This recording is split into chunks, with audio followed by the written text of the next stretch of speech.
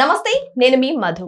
ప్రముఖ హీరో శివాజీ. ఆయన గురించి తెలియని వారంటూ ఉండరు. ఎంత ఫేమ్ ఉందో సినీ రంగంలోనే కాదు, ఇటు రాజకీయాల్లో కూడా యాక్టివ్ గా ఉంటారు.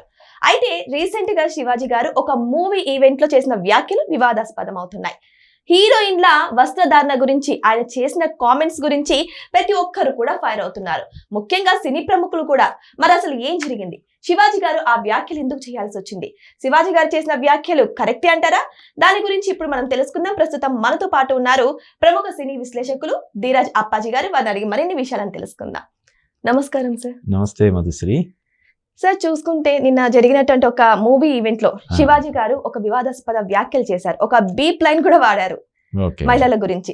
సో హీరోయిన్స్ వాళ్ళ సామాన్లు కనపడేలాగా వస్త్రధారణ ఉంది అని చెప్పేసి మాట్లాడారు. అలా కాకుండా చీర, కట్టుబొట్టు కరెక్ట్ గా ఉంటేనే రెస్పెక్ట్ పెరుగుతుందని అంటున్నారు. మరి శివాజీ గారు చేసిన ఈ వ్యాఖ్యల గురించి మీరేమంటారు? అంటే అదే శివాజీ ఏదైతే ఆ వర్డ్ యూజ్ చేశాడో అది ఖచ్చితంగా అభ్యంతరకరం, ఆక్షేపణీయం. అందులో సెకండ్ ఒపీనియన్ అనేది ఉండదు. అంటే ఇప్పుడు ఏదైతే కోర్టు సినిమాలో అతను ఒక క్యారెక్టర్ చేశాడో, మంగపతి అనే క్యారెక్టర్, దానికి తగ్గట్టుగానే ఆయన మాట్లాడాడు. అది అంటే ఒక్కొక్కరికి ఒక్కొక్క అభిప్రాయం ఉంటుంది కదా. అలాగే వాళ్ళ ఇంట్లో వాళ్ళ పిల్లల పట్ల, లేకపోతే వాళ్ళ సన్నిహితుల పట్ల ఆ అభిప్రాయాన్ని వ్యక్తం చేయడం కానీ, వాళ్ళని ఆ విధంగా ఇది చేయడం కానీ కరెక్ట్ కావచ్చు. కానీ బహిరంగంగా మాట్లాడేటప్పుడు, ముఖ్యంగా ఇటువంటి వేదికల మీద మాట్లాడేటప్పుడు అలా మాట్లాడి ఉండకుండా ఉండాల్సింది అనిపించింది. నాకు తెలిసి అతను రేపు ఎల్లుండిలోనో త్వరలోనే దాని మీద విచారం వ్యక్తం చేసి, అంటే ఎంతమంది మహిళల మనోభావాలు గాయపడేలాగా, లేదంటే వాళ్ళని కొంచెం కించపరిచేలాగా ఉన్నాయి కాబట్టి ఆయన క్షమాపణ చెప్తాడని చెప్పి నేను అనుకుంటున్నాను. కానీ ప్రజలు ఏం చేస్తున్నారంటే శివాజీ గారిని సపోర్ట్ చేస్తున్నారు. శివాజీ గారు చేసిందే కరెక్ట్ అంటున్నారు. చూసుకుంటే మంచు మనోజ్ గారు కూడా డైరెక్ట్ గా క్షమాపణలు చెప్పారు. శివాజీ గారు చెప్పింది తప్పు, సో ఆయన తరపున నేను క్షమాపణలు చెబుతున్నానని మంచు మనోజ్ గారు కూడా అన్నారు. కానీ ప్రజలు మాత్రం ఏమంటున్నారు, మంచు మనోజ్ గారు మీరు చేసింది కరెక్ట్ కాదు, శివాజీ గారే కరెక్ట్ గా చెప్పారు అని చెప్పేసి అంటున్నారు. మరి దాని గురించి? అంటే ప్రతిదానికి నాణ్యానికి రెండు వైపులా రెండు కోణాలు ఉంటాయి కదా. కొంతమంది సమర్థించే వాళ్ళు అబ్వియస్లీ ఉంటారు, కొంతమంది వ్యతిరేకించే వాళ్ళు కూడా ఉంటారు. కానీ ఎక్కువ మంది మహిళలు, ఇప్పుడు నువ్వు చెప్పినట్టు అనసూయ కానీ, లేకపోతే చిన్మయి, వీళ్ళందరూ దాన్ని ఓపెన్గా దాన్ని నిరసన వ్యక్తం చేస్తున్నారు కాబట్టి దాన్ని ఖచ్చితంగా వెనక్కి తీసుకోవాల్సినటువంటి అవసరం ఉంది. ముఖ్యంగా ఆయన ఉన్నది, ఇప్పుడు ఆయన మాట్లాడిన వేదిక కూడా ఒక సినిమా సంబంధించినటువంటి ఇది. జనరల్గా యూత్ సినిమాలకు వెళ్ళేదే ఎంటర్టైన్మెంట్ కోసం కదా. ఇప్పుడు ఎవరో ఒకరిద్దరు హీరోయిన్ మినహాయిస్తే గ్లామర్ షో లేకుండా, ఎంతో కొంత చిన్న ఎక్స్పోజింగ్ అది లేకుండా ఈ రోజున సినిమాలు తీయడం అనేది అసలు లేదు. పెద్ద హీరోల సినిమాలు కావచ్చు, చిన్న హీరోల సినిమాలు కావచ్చు, అంటే మరీ బోల్డ్ అని కాదు నేను చెప్పేది. బోల్డ్ పక్కన పెట్టేసినా కూడా మినిమం ఇది లేకుండా సినిమాలు తీయడం అనేది జరగట్లేదు. అటువంటి సినిమా ఫీల్డ్లో ఉన్నటువంటి వ్యక్తి, పైగా ఆయన పరోక్షంగా, అంటే ఆయన ఏ పార్టీకి చెందిన వ్యక్తి కాకపోయినప్పటికీ కూడా రాజకీయాలతో కూడా అతనికి కొంచెం అనుబంధం ఉన్నటువంటి వ్యక్తి. రాజకీయాల గురించి కూడా ఆయన చాలా యాక్టివ్గా మాట్లాడుతుంటాడు, అద్భుతమైనటువంటి విశ్లేషణలు అవి చేస్తుంటాడు ఆయన కదా. ఆ విధంగా శివాజీ ఆ వ్యాఖ్యలు చేయకుండా ఉండాల్సింది. అంటే మామూలుగానే చెప్తారు కదా, ఇప్పుడు ఎంత మోడర్న్ డ్రెస్లో కంటే కూడా కట్టాల్సిన విధంగా కడితే దాన్ని కరెక్ట్గా ఇది చేసుకుంటే శారీలోనే మంచి అందం ఉంటుంది, బాగా ఒక కనువిందు చేసేంత ఇది ఉంటుందని చెప్తారు కదా. అలాగా చెప్పే క్రమంలో ఆయన కొంచెం బోర్డర్ దాటి మాట్లాడడం అనేది మనం ఎవరూ సమర్థించకూడదు. కాబట్టి ఆ విషయంలో శివాజీ తన వ్యాఖ్యల్ని వెనక్కి తీసుకుంటాడని చెప్పి నేను అనుకుంటున్నాను. మరి శివాజీ గారి వ్యాఖ్యల గురించి అనసూయ గారు కూడా కౌంటర్ వేశారు. నా శరీరం నా ఇష్టం, నేను కప్పుకుంటాను, ఎక్స్పోజింగ్ చేస్తాను, ఏమైనా చేస్తాను, ఇలా మాట్లాడకూడదని చెప్తున్నారు అనసూయ గారు. మరి అనసూయ గారి మాటలను ఎలా తీసుకోవాలి? అదే కదా మనం చెప్పింది, అదే కదా. వాళ్ళు అంటే అలా అని చెప్పి దానికి కూడా ఒక లిమిట్ ఉండాలి. నువ్వు ఒక ఆడపిల్లగా నీకు బుద్ధిగా చక్కగా మంచిగా డ్రెస్ చేసుకుని నువ్వు వచ్చిన రోజు ఒకలాగా, లేకపోతే కొంచెం స్టైలిష్గా ఉన్నప్పుడు ఒకలాగా కొంతమంది చూపులు అవి గమనించే ఉంటావు కదా. ఉదాహరణకి, అంటే దానికి దీనికి కంపారిజన్ అని కాదు, మనం శివాజీ వ్యాఖ్యలను ఎట్టి బస్సులో మనం సమర్థించడం లేదు, 100% దాన్ని ఖండిస్తున్నాం. కానీ ఇప్పుడు మొన్న నిధి అగర్వాల్ ఉదాహరణకి రాజాసాబ్ ఈవెంట్కి సంబంధించి ఒక మాల్కి వెళ్ళినప్పుడు జనాలు విపరీతంగా ఎగబడి దానివల్ల ఫైనల్గా బాగా సఫర్ అయింది ఆ అమ్మాయే. కానీ అప్పుడు కూడా కొన్ని వ్యాఖ్యలు వినిపించాయి. ఇలా పబ్లిక్ ప్లేస్లోకి వెళ్ళేటప్పుడు కొంచెం జాగ్రత్తగా, కొంచెం ఆ డ్రెస్సింగ్ కూడా నీట్గా ఉండాలి, లేకపోతే ఇటువంటి ఎదురవుతాయి అని చెప్పి ఏదైతే కొన్ని వ్యాఖ్యలు కూడా పబ్లిక్ నుంచి వచ్చాయి.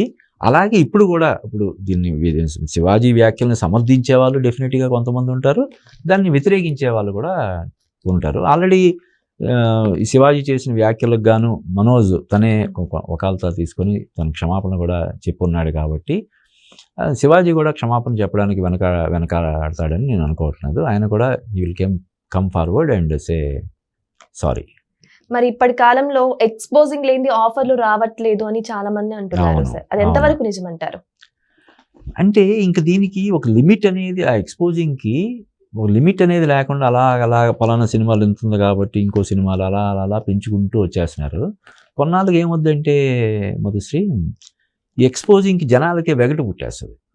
ఇప్పుడు నీకు చూడు, ఈ బిర్యానీలు ఇవన్నీ తిని చాలా హోటల్స్లో శాకాహారమైనటువంటి భోజనాలు, శాకాహారమైనటువంటి పలహారాలు అమ్మే చోట్ల కిటకిటలు ఆడిపోతున్నాయి.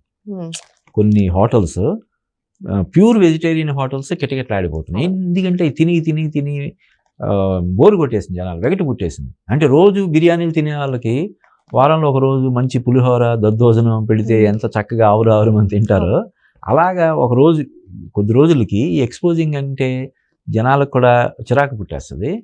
మళ్ళీ కమింగ్ బ్యాక్, మళ్ళీ ఒకప్పుడు ఒక సావిత్రి, ఒక జమున, తర్వాత కాలంలో వాణిశ్రీ, సౌందర్య, వీళ్ళు ఎలాగైతే కొంచెం పద్ధతిగా చేశారో అటువంటి రోజులు కూడా వస్తాయి. అలా చేసే వాళ్ళకు కూడా ఎక్కువ ఆదరణ, ఇలా ఎక్స్పోజింగ్ చేసే వాళ్ళకంటే కూడా ఈ విధంగా చక్కగా చీరకట్టులో కనిపించి పద్ధతిగా ఉండే దీనికి ఎక్కువ ఆదరణ ఉంటుందని చెప్పి నేను అనుకుంటున్నాను. అంటే చెప్తారు కదా, ఎర్త్ ఈజ్ రౌండ్, భూమి గుండ్రంగా ఉంటుందని. ముందు ఒక దాంతో స్టార్ట్ అయ్యి అలా ఎక్కడికో వెళ్ళిపోయి మళ్ళీ మొదటికి రావడం అనేది, కాబట్టి మళ్ళీ అలా మొదటికి వస్తుంది అని చెప్పి నేను అనుకుంటున్నాను. మీరు చెప్పింది కూడా నిజమే సార్. ఇప్పటి తరుణంలో ఎక్స్పోజింగ్ ఇలాంటి ఎక్కువగా మోడర్న్ ఉన్న సినిమాలు చూసి విసిగిపోయిన ప్రేక్షకులు కూడా, మన రీసెంట్ గా మహానటి సినిమా కూడా వచ్చింది, అందులో కూడా కీర్తి సురేష్ గారు కట్టు బొట్టు అంత సావిత్రి గారి లాగా ఉండడం, అది కూడా చాలా పాపులర్ అయిపోయింది. ఆ డైరెక్టర్ కూడా చాలా ఫేమ్ అయిపోయారు. సో మధుశ్రీ, ఇప్పుడు వల్గారిటీ వల్ల లేదంటే ఓవర్ ఎక్స్పోజింగ్ వల్ల సినిమాలు ఆడతాయనుకోవడం ఒక భ్రమ. ఇప్పుడు ఉదాహరణకి బాలీవుడ్ని ఒక ఊపేస్తుంది, బాలీవుడ్ అని కాదు, మన ఇండియన్ సినిమాని ఒక ఊపేస్తున్నటువంటి సినిమా దురంధర్. అందులో ఎక్కడ ఎక్స్పోజింగ్ ఏమి ఉండదు, అద్భుతమైనటువంటి స్క్రీన్ ప్లే, గొప్ప పర్ఫార్మెన్స్లు, అత్యద్భుతమైనటువంటి స్క్రీన్ ప్లే, ఎగ్జిక్యూషన్, ఇవి ఉంటాయి తప్ప ఎక్కడ నీకు ఎక్స్పోజింగ్ అనేది ఉండదు. మరి అంత పెద్ద విజయం సాధిస్తుంది ఇప్పటికీ.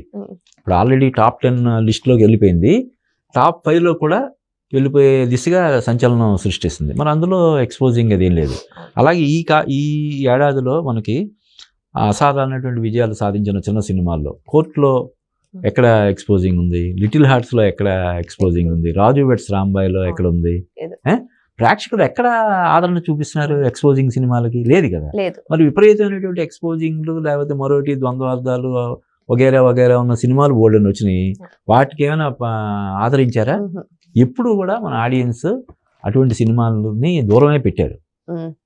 కాకపోతే ఏంటంటే వీళ్ళు ఏదో ఒక ఎక్స్పోజింగ్ చేయడం వల్ల, లేకపోతే ఈ డబుల్ మీనింగ్ డైలాగ్స్ పెట్టడం వల్ల ఇమీడియట్ మైలేజ్ వస్తుందని కొంతమంది భ్రమలో అవి పెడుతుంటారు.